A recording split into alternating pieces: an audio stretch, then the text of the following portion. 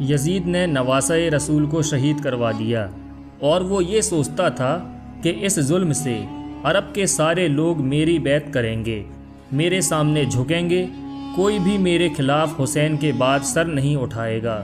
لیکن جب رسول اللہ صلی اللہ علیہ وسلم کی بیٹیاں قید ہو کے کوفہ اور شام کے بازاروں سے گزریں تو ان کے خطبے سنتے سنتے لوگوں کے مردہ ضمیر جاگنے لگے اور یوں یزید کے خلاف بغاوت پیدا ہو گئی۔ ہر کوئی یہی سوچنے لگا کہ اسلام اللہ کا دین ہے اور محمد مصطفیٰ صلی اللہ علیہ وسلم اللہ کے رسول ہیں۔ یہ خاندان اللہ کا محبوب ترین خاندان ہے۔ جس نے ان کے ساتھ ظلم کیا اسے بادشاہ کہنا سب سے بڑا گناہ ہوگا، اور یوں مدینے والوں نے یزید کی بیعت سے انکار کر دیا۔ یزید نے مدینہ پر حملہ کیا۔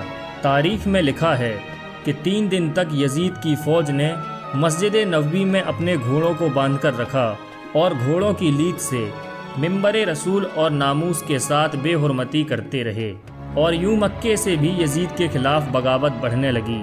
پھر یزید نے بھی خانہ کعبہ پر حملہ کرنا شروع کر دیا اور خانہ کعبہ میں آگ لگا دی۔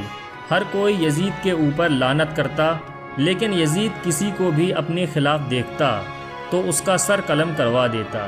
واقعہ کربلا کے کچھ ہی دنوں کے بعد یزید کی موت کا بھی وقت آ گیا تھا۔ 10 محرم الحرام 61 ہجری کو کربلا میں امام حسین رضی اللہ تعالی عنہ کا خون بہا کر یزید پلید نے حکومت حاصل کی تھی۔ وہ حکومت بھی زیادہ دن تک نہ رہی اور 3 سال 7 مہینے بعد ہی 5 ربیع الاول 64 ہجری میں 39 سال کی عمر میں یزید کی موت ہو گئی۔ یزید کی موت کیسے ہوئی؟ اس کی 2 وجہ بتائی جاتی ہیں۔ ایک وجہ یہ بتائی جاتی ہے کہ یزید شرابی تھا، یہ بہت شراب پیتا تھا، جس کی وجہ سے وہ ایک بیماری میں مبتلا ہو گیا اور پیٹ کے درد اور آنتوں کے سکڑنے کی تکلیف سے تڑپتا رہتا تھا۔ یعنی جس طرح مچھلی پانی کے لیے تڑپتی ہے، یزید بھی اسی طرح تڑپتا رہتا۔ موت سے کچھ دن پہلے یزید کی آنتیں سڑ گئیں اور اس میں کیڑے پڑ گئے۔ وہاں کے حکیم پریشان ہونے لگے تھے کہ یہ کیسی بدترین بیماری ہے کہ تمہارا پیٹ اندر سے ختم ہو رہا ہے، جل رہا ہے۔ یزید تکلیف کی شدت سے چیختا تھا۔ پانی کا قطرہ حلق سے نیچے اترنے کے بعد کانٹے کی طرح چبھنے لگتا تھا۔ اس تکلیف سے وہ اپنا سر پیٹتا رہتا تھا۔ اس کے محل کے لوگ یزید کو اس حالت میں دیکھ کر یہی کہتے تھے، یہ عذاب حسین ابن علی کو پیاسا رکھنے کی بدولت ہے۔ عجیب قہر الہی کی مار تھی۔ پانی کے بغیر بھی تڑپتا تھا اور پانی پی کر بھی چیختا تھا۔ یزید کو جب اپنی موت کا اندیشہ ہونے لگا تو اس نے اپنے بیٹے معاویہ بن یزید کو مرض بستر پر بلایا اور سلطنت کے بارے میں کچھ کہنا ہی چاہا تھا کہ بے ساختہ بیٹے کے منہ سے چیخ نکلی اور باپ کی پیشکش کو ٹھکرا دیا، اور اس نے کہا، جس تاج و تخت پر آل رسول کے خون کے دھبے ہیں میں اسے ہرگز قبول نہیں کر سکتا۔ خدا اس منحوس سلطنت کی وراثت سے مجھے ہمیشہ محروم رکھے جس کی بنیاد نواسۂ رسول کے خون پر رکھی گئی ہے۔ یزید اپنے بیٹے کے منہ سے یہ الفاظ سن کر تڑپ گیا اور شدت رنج و غم میں ڈوبا رہا۔ معاویہ اگرچہ یزید کا بیٹا تھا مگر نیک و صالح تھا اور باپ کے برے کاموں سے نفرت کرتا تھا۔ موت سے کچھ دن پہلے یزید کی آنتیں سڑ گئیں اور اس میں کیڑے پڑ گئے۔ یزید سے اتنی گندی بدبو آتی تھی کہ کوئی بھی اس کے پاس نہیں جاتا تھا۔ یزید کو بہت قیمتی اور کئی قسم کے عطر بھی لگائے جاتے، پھر بھی اس سے بدبو نہیں جاتی تھی۔ اگر کوئی حکیم بھی اس کے پاس آتا تو وہ بھی اپنی ناک اور منہ باندھ کر آتا۔ یزید کا پیٹ کیڑوں کا غذا بنتا جا رہا تھا، تکلیف کی شدت سے چیختا تھا۔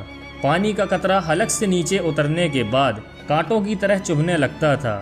عجیب قہر الہی کی مار تھی۔ پانی کے بغیر بھی تڑپتا تھا اور پانی پی کر بھی چیختا تھا۔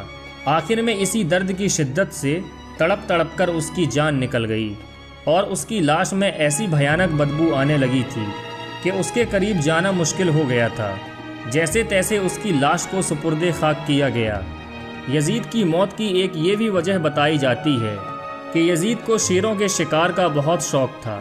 ایک مرتبہ یزید جب شکار کرنے کے لیے جنگل گیا تب اس کی نظر ایک عیسائی لڑکی کے اوپر پڑ گئی۔ وہ لڑکی بہت خوبصورت تھی، یزید اس لڑکی کا عاشق ہو گیا۔ یزید دوسرے دن بھی وہاں گیا اور تیسرے دن بھی وہیں گیا۔ اسی طرح اس نے اس کے مقام تک رسائی حاصل کر لی۔ یزید نے اس عیسائی لڑکی سے کہا، میں امیر شام ہوں، اس وقت میری حکومت چل رہی ہے۔ عیسائی لڑکی نے سنا تھا کہ اس وقت جس کی حکومت چل رہی ہے اسی نے امام حسین رضی اللہ تعالی عنہ کا خون کروا دیا تھا۔ لڑکی سمجھ گئی۔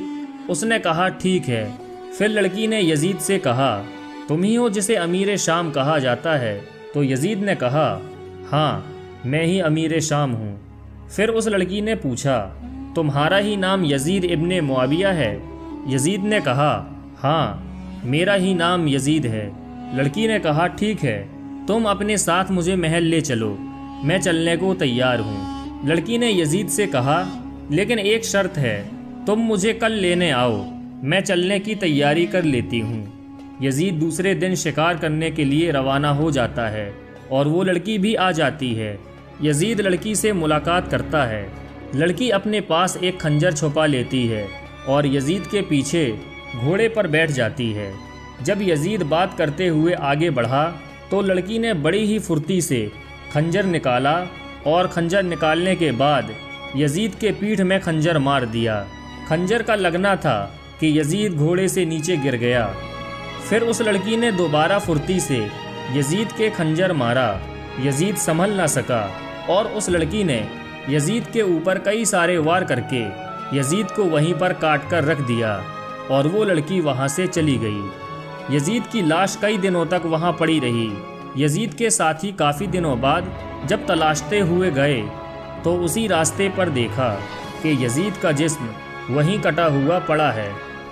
یزید کے ساتھی اس کی سڑی ہوئی لاش کو اٹھا کر لائے اور ایک گڈھا کھود کر اس کو وہیں دفن کر دیا۔ اور آج بھی جہاں یزید کی قبر بتائی جاتی ہے وہاں شیشہ گلانے کی فیکٹری بنا دی گئی ہے اور اس کی قبر کا کہیں بھی پتہ نہیں۔ اللہ کا کتنا بڑا عذاب یزید کے اوپر ہو رہا ہے کہ یزید کی قبر کا نام و نشان تک نہ رہا۔ اور امام حسین کے روضے کو دیکھیے کس طرح چمک رہا ہے۔ امام حسین کا روضہ کل بھی چمک رہا تھا، آج بھی چمک رہا ہے اور انشاءاللہ قیامت تک چمکتا رہے گا۔